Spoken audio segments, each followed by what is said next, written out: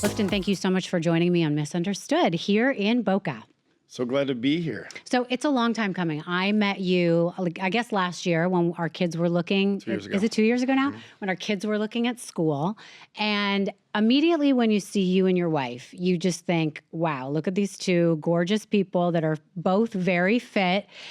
You don't realize there's a story behind it and how you got there and how you got to this success and this fitness journey. So I want to hear from you just a little bit of the background of how you got here. Sure. Thank you. And, to be fair, I'm sure it was my wife who was noticed more, but, ex-Mrs. South Carolina, she's always been just the most beautiful, amazing wife, love her to death.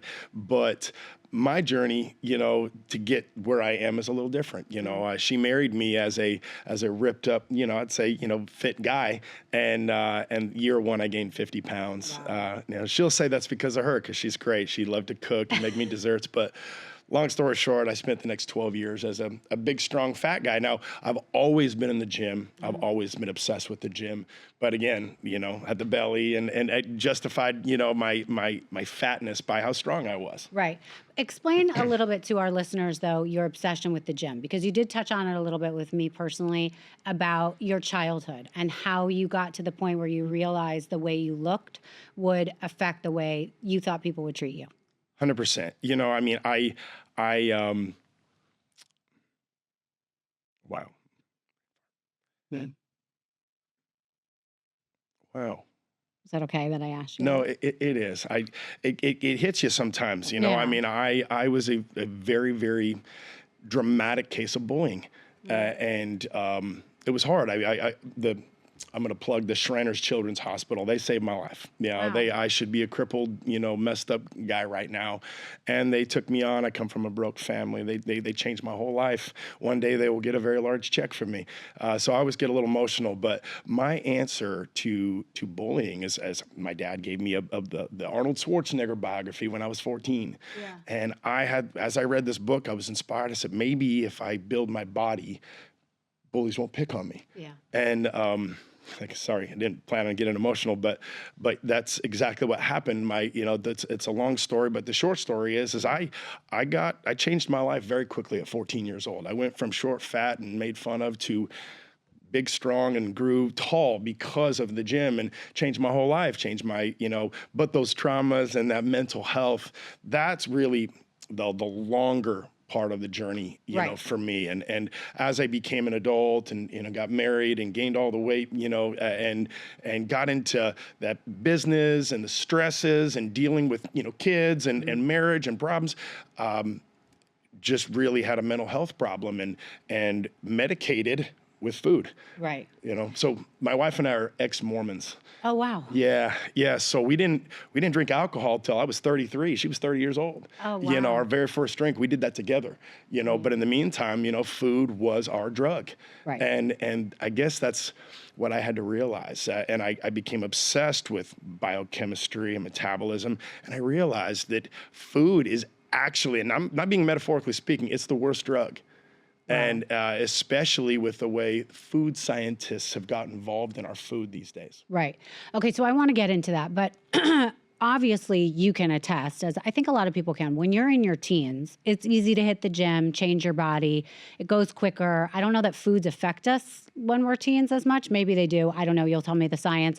But as you're an adult, we all see how hard it is to get fit and quickly. And there are so many gimmicks out there, whether it's a diet, whether it's going to the gym, whether it's getting a trainer, that people just don't know where to even start. So just quickly take us back, because we're going to show the picture of what you were before at that point and then how you got there very quickly. So would you say for you got yourself into the gym first? Because I know it probably wasn't about the science right off the bat, was it? No, the gym just was something I grew up enjoying. It's a great place for mental health. Yeah. And that's the reason why, honestly, one of the best reasons to go to the gym is mental health. Right.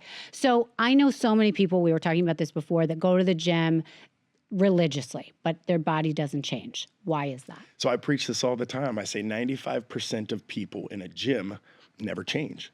You can leave for a year, come back at the same time, and you'll see most of the same people, and they look exactly the same. Right. And again, they're checking the box. They're there for mental health. And I'm not going to knock that at all. That's a great practice. Right. But there's a lot more to it. Yeah. And I learned that. I read a book that changed my whole life 6 years ago. It's called The Obesity Code by Dr. Jason Fung.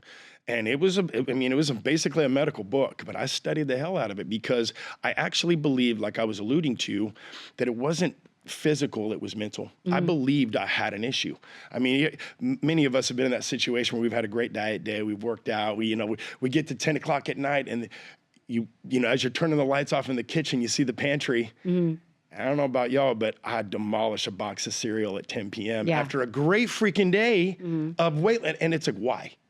Why? And like I said, we didn't drink alcohol, so I wasn't familiar with addiction. I wasn't familiar with alcoholism, which again, I don't believe in alcoholism. I don't believe in drug addiction. I believe in addiction. And it turns out that there are more metabolic pathways to dopamine and serotonin through food than cocaine.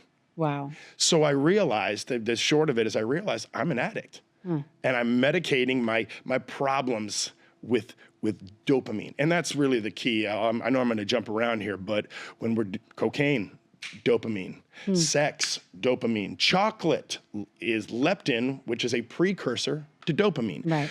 We're all doing a different substance because we're addicts to dopamine and serotonin. Right. Okay, so I want people to hear this very clearly. You believe that you can change your body, which, by the way, a lot of people want the mental health. Yes. But I think first and foremost, because you see it every January 1st when people get in the gym, they want to look better. So you do believe that people can change their body and look better and feel better quickly, meaning in a few months. And I love that you said the quickly part because that is it. Yeah, Because they get discouraged if they It doesn't don't. need to be this long journey. Right. It doesn't. It's really incredible. However, there are some caveats. Okay, tell me. And that's where hormone optimization comes in. But I do want to start on what I learned from this book. Okay. And what happened is I learned about the science of intermittent fasting. And I say science, not practice, because it's actually much more complicated than just, do this, do this, do this. I learned the biochemistry of it. And it really what the philosophy comes down to is humans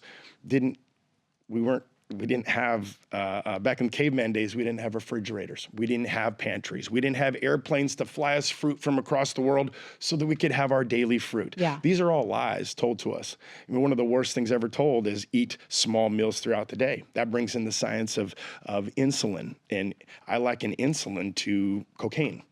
And what if, you've probably never done cocaine, but what if I said, hey, I got this great plan for energy, just to be high functioning. And you just do a little hit of cocaine every hour. And you'll be a rock star. Does that sound right? No. No, and anyone that knows cocaine knows that the more you do, the less it works. Right. And it is And you have to do more to get that and feeling. you have to do more. You're constantly chasing it. Now, again, I'm going to ask you in your medical intelligence, let's say I'm doing lines of cocaine and it's not working. How should I fix that, Rachel? Well, I would have thought you would have said, just do more. Well, and that's what doctors say. Yeah. Doctors say that about insulin. Right. Oh, you need more. Right. They're literally saying, oh, do more cocaine. Right. When really the answer is, take a break. Right. Take a break. Start over. Start over. Take a couple months off and it will work again. Right. It's the same thing. Then now we're talking about the issue with diabetes. Doctors are saying, just do more insulin. Just do more insulin. Right. When we take everyone off their diabetic medications in less than 2 months, even the worst cases. Wow. It's incredible. But getting back to the principle, we were never meant to be eating all day. Again, we didn't have pantries in our caves. Sometimes the caveman would go searching for food. He'd come home with no food. So what is the